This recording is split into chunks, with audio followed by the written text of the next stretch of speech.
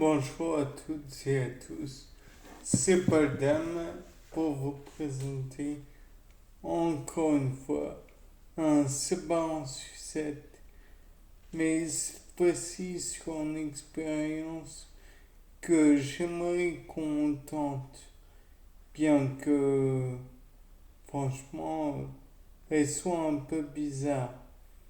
Oui, en effet, elle mêle physiologie végétale et microbiologie. Je me suis dit un truc, ça. Peut-être que comme ça pousse, les graines poussent dans du milieu minéral, à savoir la terre, que ça peut pousser dans la caillasse, puisque la lavande, le thym et j'en passe le font bien. Peut-être que ça pourrait pousser dans le gravier.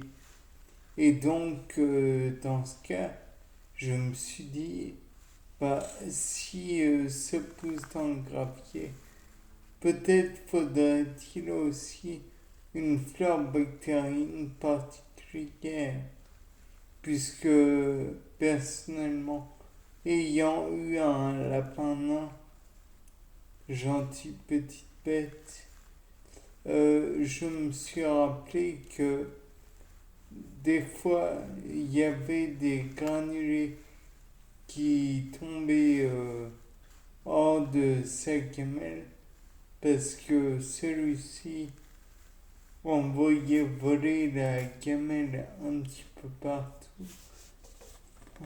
Enfin bref. Et il y avait des graines qui parfois allaient se loger dans le gravier de mon jardin. Mais toutes les graines ne peuvent peut-être pas pousser dans le gravier. Ce qui fait que je me suis demandé si la flore bactérienne ne pourrait pas agir sur le gravier par exemple, en retirant particules de, des particules minérales et les inclure elles-mêmes dans le génome et métaboliser, puis les rejeter. Je vous le dis tout net, je ne suis pas sûr de moi.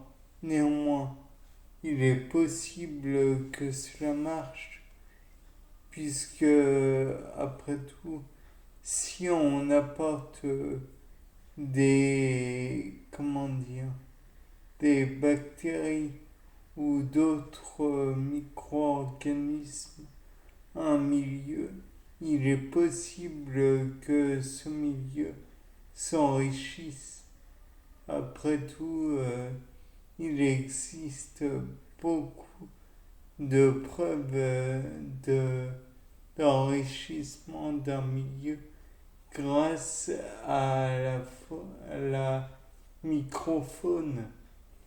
C'est pas comme si nous n'avions pas un nombre invraisemblable de bactéries dans l'intestin.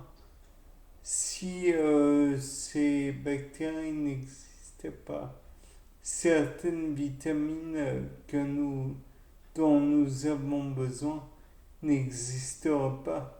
Je ne sais pas si c'est le cas pour la vitamine B12, mais elle est absorbée en fin de tractus digestif. Donc peut-être que par ailleurs, les bactéries ont dû euh, modifier des éléments préexistants pour que finalement cela soit produit. De plus, il est certain que si nous n'avions pas certaines bactéries, nous n'assimilerions pas aussi les nutriments présents dans nos aliments.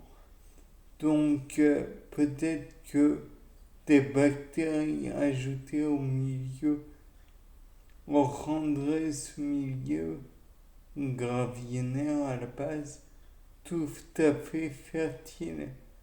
Et même étant donné qu'il y a de la place entre les graviers, peut-être qu'il permettrait plus ou moins l'infiltration plus aisée de l'eau.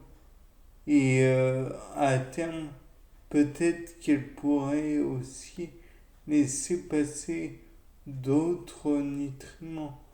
Par exemple, des fesses canins ou de chats, de félins. Car après tout, ceux-ci sont vivants, ils mangent, ils défèquent. Là, il n'y a rien de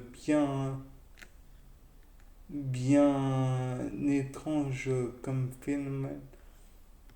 De plus, il est possible qu'ils urinent et l'urine contient là aussi des oligo-éléments, bien qu'ils ne peuvent pas être forcément assimilés par l'homme. Ils seront retransformés puis réutilisés par les plantes. Ça ne choque personne. De plus, dans les nutriments qu'il y a éventuellement dans les graviers, s'il y a d'autres végétaux autour du plan où il y a des graviers, alors ces végétaux vont perdre leurs feuilles peut-être, et feuilles qui vont peut-être aussi se décomposer et devenir à terme une source d'enrichissement du milieu. Il n'y a rien d'incertain là-dedans, mais il n'y a rien de certain non plus. Donc, si l'on ne cherche pas à améliorer, alors ça risque de ne pas bouger beaucoup. Et de plus, cette flore bactérienne qui pourrait décomposer assez rapidement les éléments tels que des pétales de fleurs ou des feuilles qui sont tombées dans le milieu gravillonnaire. Il est possible aussi que, je ne sais pas, de la terre qui était dans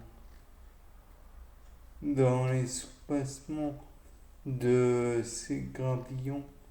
En dessous des gravillons, il y aurait de la terre.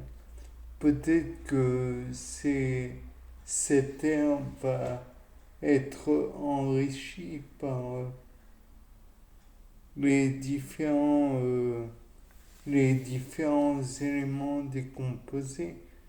Peut-être même qu'il n'y aura pas besoin d'éléments de terre en dessous et que le gravier lui-même, en laissant des espaces vides, va pouvoir donner assez de place au développement de végétaux comme pour leurs racines, pas. Et donc peut-être à terme vont-ils pouvoir même se développer correctement en surface. Peut-être que parmi les racines, va-t-il y avoir d'autres petites racines. Peut-être que cette flore bactérienne qui est dans les graviers pourrait être utile et se mettre en symbiose avec les racines afin que celles-ci puissent